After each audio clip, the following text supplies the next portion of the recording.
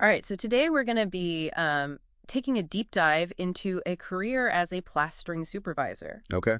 And I know that might sound really specific, but that's what we do here, right? We take these deep dives into things that you're interested in, Yeah, and this is something that you're clearly interested in. So, hopefully we can give you some good info today. absolutely. I am joined today by our expert, Real and good to be here. we're excited to dive into this.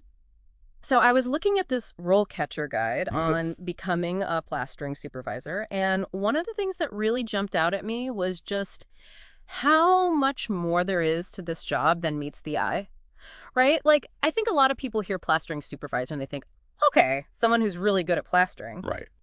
But it seems like it's a lot more than that. Oh, absolutely. Yeah. It's much more than just, having the hands-on skills, Fair. which are incredibly important, obviously. But as you move into these supervisory roles, you're really talking about project management, Yeah. leadership, Yeah. having to adapt to new technologies. Yeah, and that's one of the things that I thought was really interesting. The guide mentioned plastering supervisors needing to stay updated on technology advances. And I thought, technology advances? In plastering? Like, Right. what are we talking about here? Are we talking about robot plasterers now? Not quite yet.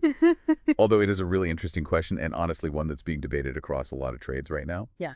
But no, we're not looking at robots taking over the plastering world. At least not. Okay, good to know. But if it's not robots, then what kind of technology are we talking about? What's changing in the world of plastering? Well, the guide points to a few things. One is new plastering materials, for example. Yeah. There's been a lot of innovation in that area. Things like lightweight gypsum-based compounds that are really revolutionizing application techniques. Okay, so it's getting really specific. Lightweight gypsum. I admit I'm not that familiar with all the different types of plaster. I just Um, know what I see when I go to the hardware store. Sure. Well, these new materials are a game changer. Yeah. They're less physically demanding to work with, they dry faster, and they even open up new design possibilities. Yeah. And for a plastering supervisor, understanding those materials, how to use them effectively, that's going to be crucial. So it's not just about knowing how to plaster anymore. It's about understanding the science behind it, Exactly. the innovations driving the industry forward. Precisely. Yeah. And it's not just the materials themselves. The guide also talks about 3D modeling software being used more and more in the planning stages. Yeah. That allows for incredible precision, and it helps everyone visualize the project before any actual plastering begins. Oh, that's so interesting. We actually just had our kitchen remodeled, and I was blown away by how much our contractor was using his tablet for everything, Yeah. like for scheduling, for ordering supplies. He even showed us 3D models of what things would look like. Exactly. Technology is really streamlining so many aspects of construction, and the plastering supervisor needs to be fluent in those systems. Yeah. They're the ones managing the crews, the timelines, the budgets. They need to be able to navigate those tech tools to be effective leaders. So you've got all this tech, you've got managing people, managing projects. It's Right. like, wow, this is a lot to juggle. And it kind of makes me wonder about the lifestyle, you know? Like, is this a career where you can have decent work-life balance? Is there a lot of potential to move up the ladder if you're ambitious? What does that look like? Those are really important questions, Yeah. and it's something that the RoleCatcher Guide actually addresses directly. They have a whole section on the pros and cons of the career, Oh, yeah. which I found really helpful. What were some of the things that stuck out to you? Well, one of the things that they highlighted as a major pro was job security, Oh, yeah. which, let's face it, Big one these days. huge these days, right? Yeah. And, the construction industry in general tends to be a little bit more resilient to economic downturns than some other fields. That's a good point. People always need buildings, Exactly. and those buildings need to be plastered. Right, Yeah. exactly. And on the flip side, they talk about the physical demands of the job and the potential for, some on-the-job stress. I would imagine those are pretty real factors in construction. Yeah, definitely. I mean, it's a physically demanding job. Right, It can be stressful, managing projects and deadlines and crews. absolutely. Yeah. It can be tough. Yeah. It's not for everyone. But here's the thing about those challenges.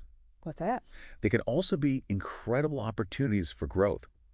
So, for example, think about the physical demands. The more you understand your body, the more you learn how to work efficiently and safely. Those are valuable skills. Mm-hmm.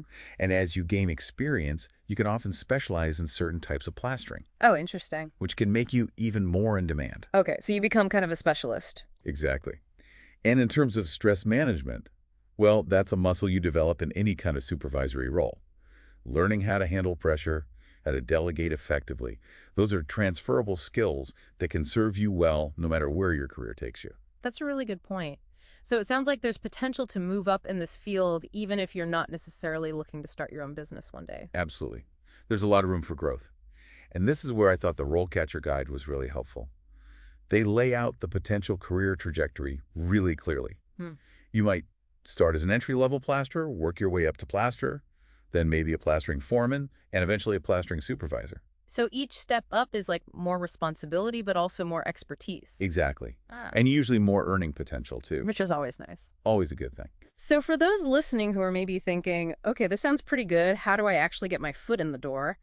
I want to shift gears a bit and talk about the actual job search process. Yeah. Because RoleCatcher has some pretty cool resources for that. Did you get a chance to look at those at all? I did. I was really impressed by their interview prep tools. Me too.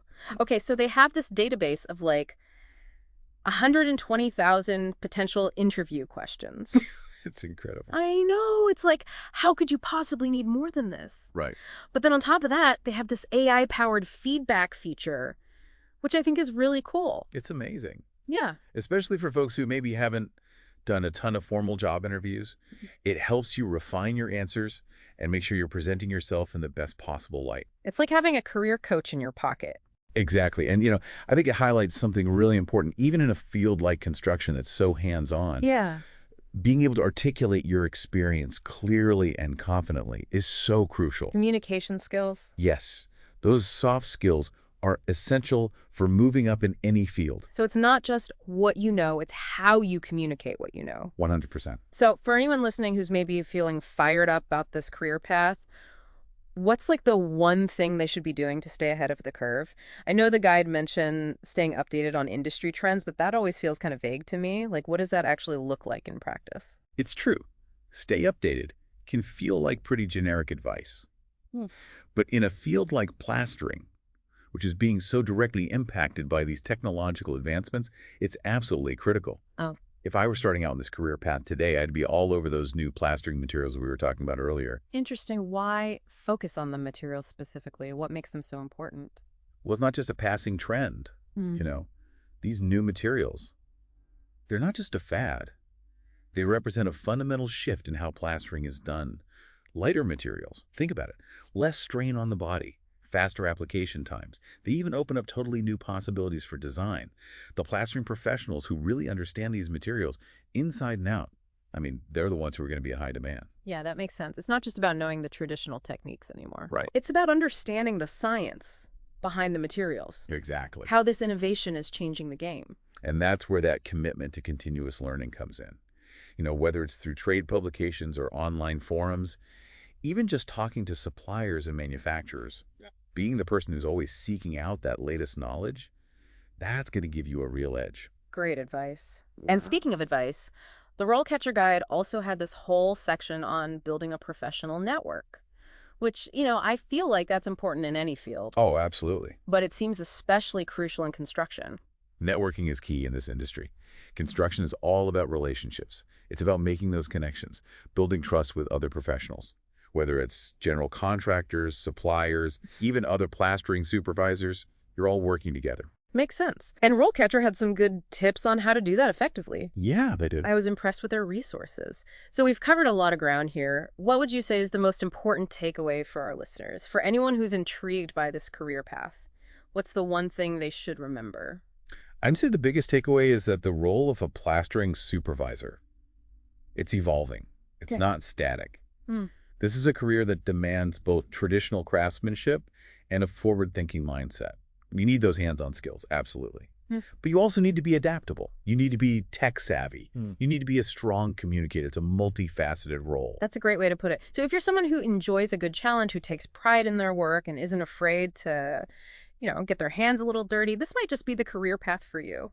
It just might be. And who knows? You might even find yourself on the cutting edge of a rapidly evolving industry. No, that's an exciting thought. All right, that's a wrap on this deep dive into the world of plastering supervisors. Until next time, keep those brains curious and those career goals ambitious.